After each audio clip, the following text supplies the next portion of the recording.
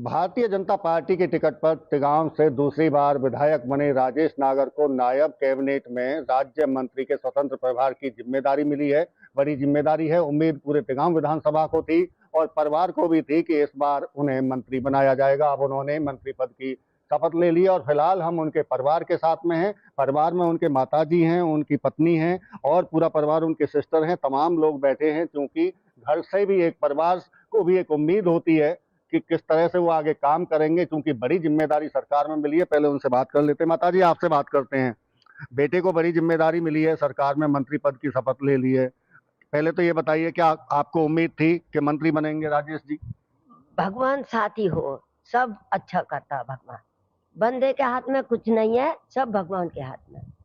अच्छा, ये तो भगवान के आशीर्वाद रहा कि वो मंत्री बन गए, लेकिन अब आपको क्या उम्मीदें हैं? आप बतौर माँ कैसे देखती हैं कि किस तरह के वो काम करें आगे? मेरा बेटा बहुत कुछ काम करेगा, सबसे अच्छा काम करेगा। अच्छा काम तो वो करेंगे, क्योंकि विधायक रहे तब भी उन्होंने काम की, मेहनत की। लेकिन आपको ऐसा लगता है कोई एक ऐसा काम कि अपने बेटे को आप कहें कि बेटा ये काम जरूर करना? जरूर करता मेरे बेटा, जो कहेगी मम्मी वही बेटा करता। आपसे कब बात हुई थी जब मंत्री पद की डिक्लेयर हुई हो? हाथ धर के गया, मम्मी ठीक है, मैं को बेटा जीत के आओगे। अच्छा, आपने तो आशीर्वाद दे दिया, लेकिन मंत्री बनने की पता कब चली कि मंत्री बन रहे हैं राजेश? तो हाँ से बोला भैया ने, मम्मी मैं जीत गा। मैं को ठीक है बेटा। देखिए, ये माँ है उनकी और आशीर्वाद उनका लेके गए थे। और आप उनकी पत्नी हैं, उनसे बात कर लेते हैं। कैसे देख रहे हैं? पहले तो शपथ ले ली है उन्होंने, बड़ी जिम्मेदारी उनकी सरकार में अब। हाँ, पहले अभी शपथ ली है। पहले जो था एक एमएलए के रूप में थे और उम्मीदें थी, लेकिन ये जितना अपनी तरफ से कोशिश करते थे वो पूरी नहीं हो पा रही थी। तो उस तरह से अब पूरा समाज भी बहुत जुड़ा आगे के लिए। हम लोगों ने भी काफ़ी मेहनत की इनके साथ कि भाई जो कम से कम अच्छी छवि वाले हैं उनको तो आगे जाया जाए, उनको लेके जाया जाए, ताकि सब जनता का भी काम हो पूरा और हम लोगों के नज़र में भी पूरे अच्छे से खरे उतरे। क्योंकि देखो, पार्टी आती है जाती है, चेहरे भी आते जाते हैं, लेकिन एक साफ छवि का नेता मिलना बड़ा मुश्किल होता है। तो जो इनमें हमें पूरा दिखाई देता है। हम गौशाला के लिए ज़्यादा चाहते हैं कि हाँ, हर वक़्त हम देखते आते जाते हैं कि गौ माता जो हर जगह चौराहे पे कहीं कूड़ा खाते हुए दिख रही है। का मतलब कहीं भी नुक्कड़ पे जाओ आप, वो दिखेगा आपको। तो उसके लिए तो हम चाहते हैं कि ये इकट्ठा इनके लिए गौशाला बने। यानी कि आपने काम भी उन्हें बता दिया है, पहला के पहला उन्हें काम क्या करना है। बतौर पत्नी आप चाह रही हैं कि गौशाला और गायों के लिए वो कुछ काम करें। हाँ जी, हाँ जी।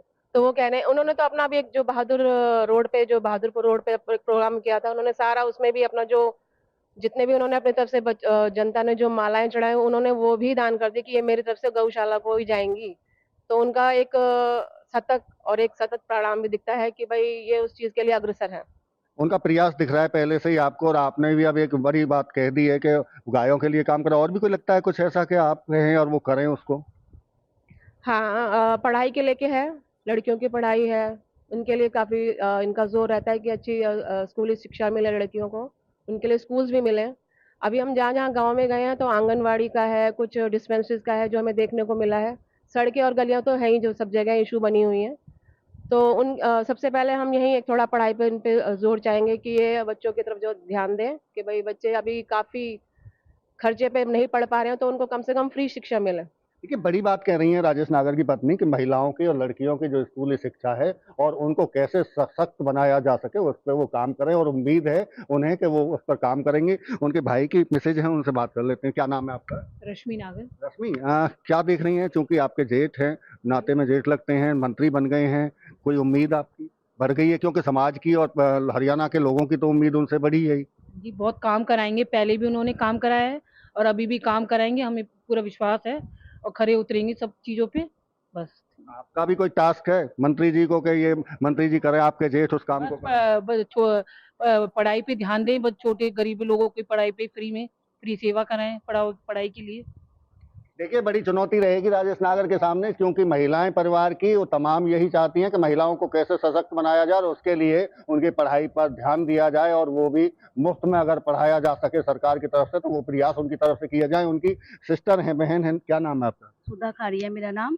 आप कैसे देख रही है? भाई मंत्री बन गए। जी बहुत अच्छा लगा और मंत्री बन के भी जो उनके काम रुके हुए थे, जो उनसे नहीं हो पा रहे थे, वो उसको पूरा करेंगे। आपको कब पता चला कि भाई मंत्री पद की शपथ लेने जा रहे हैं? हमें तो कल ही पता लग गया था, मगर हम सुबह से ही न्यूज़ पे बैठे हुए हैं, टीवी पे लगातार न्यूज़ देख रहे हैं और उनकी सारी न्यूज़ हमने देखी भी है और सुनी भी है। भाई को कुछ कहना चाहेंगी कि आप मंत्री बन गए हैं और ये काम करने आप? बिल्कुल, उन्होंने जो हम लोग गए हैं अपने कैंपेन के लिए, नहर पार की जो रोडें थी, जो कुछ प्रॉब्लम्स थी, तो वो सारी प्रॉब्लम्स को वो पूरा करें, ताकि हम आने वाले समय के लिए फिर दोबारा से जो हमने उनके लिए कुछ और माँग सकें या कोई और पोस्ट माँग सकें आगे, जो भी हमारा है इरादा, बस उसको हम पूरा कर सकें भैया के लिए।